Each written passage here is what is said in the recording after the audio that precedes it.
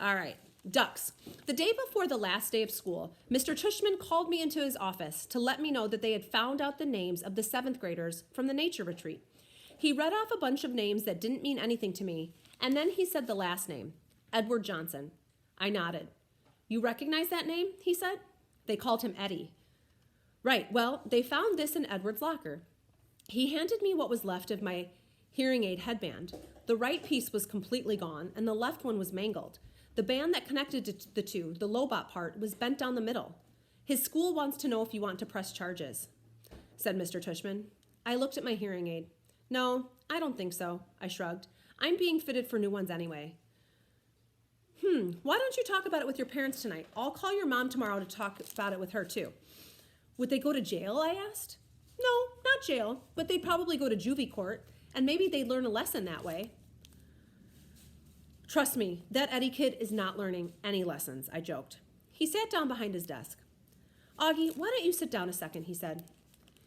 I sat down. All the things on his desk were the same as when I first walked into his office last summer. The same mirrored cube, the same little globe floating in the air. That felt like ages ago. Hard to believe this year's almost over, huh, he said, like he was reading my mind. Yeah. Has it been a good year for you, Augie? Has it been okay?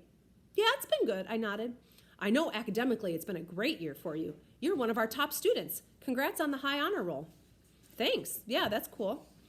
But I know it's had its share of ups and downs, he said, raising his eyebrows. Certainly that night at the nature reserve was one of its low points. Yeah, I nodded, but it was also kind of good, too. In what way? Well, you know, how people stood up for me and stuff. That was pretty wonderful, he said, smiling. Yeah. I know in school things got a little hairy with Julian at times. I have to admit, he surprised me with that one. You know about that stuff? I asked him. Middle school directors have a way of knowing about a lot of stuff. Do you have, like, secret security cameras in the hallways? I joked. And microphones everywhere, he laughed. No, seriously. He laughed again. No, not seriously. Oh. But teachers know more than kids think, Augie. I wish you and Jack had come to me about the mean notes that were left in your lockers. How do you know about that? I asked. I'm telling you, middle school directors know all. It wasn't a big deal, I answered, and we wrote notes too. He smiled. I don't know if it's public yet, he said, though it will be soon. But Julian Albans is not coming back to Beecher Prep next year. What? I said. I honestly couldn't hide how surprised I was. His parents don't think Beecher Prep is a good fit for him, Mr. Tushman continued, raising his shoulders. Wow, that's big news, I said. Yeah, I thought you should know. Then suddenly I noticed that the pumpkin portrait that used to be behind his desk was gone, and my drawing, my self-portrait as an animal that I drew for the New Year art show, was now framed and hanging behind his desk. Hey, that's mine, I pointed. Mr. Tushman turned around like he didn't know what I was talking about. Oh, that's right, he said, tapping his forehead. I've been meaning to show you this for months. My self-portrait as a duck, I nodded. I love this piece, Augie, he said. When your art teacher showed it to me, I asked her if I could keep it for my wall. I hope that's okay with you. Oh, yeah, sure. What happened to the pumpkin portrait? Right behind you. Oh, yeah, nice. I've been meaning to ask you since I hung this up, he said, looking at it. Why did you choose to represent yourself as a duck? What do you mean? I answered. That was the assignment. Yes, but why a duck? Is it safe to assume that it's because of the story, you know, the duckling that turns into the swan? No, I laughed, shaking my head. It's because I think I look like a duck. Oh, said Mr. Tushman, his eyes opening wide. He started laughing.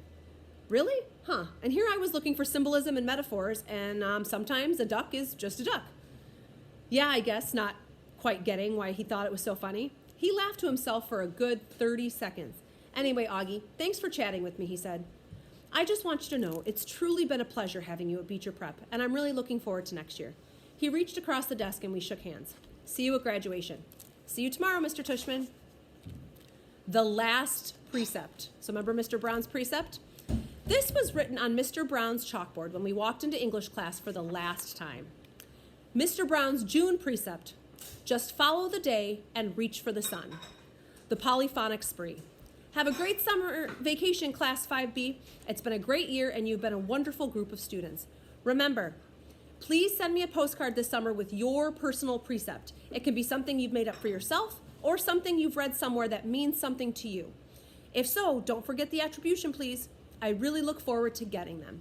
And then he has his address, Tom Brown, 563 Sebastian Place, Bronx, New York. All right, guys, we are going to stop there because the next day is the graduation ceremony. So I know we only read for a few minutes today, but that's our meeting was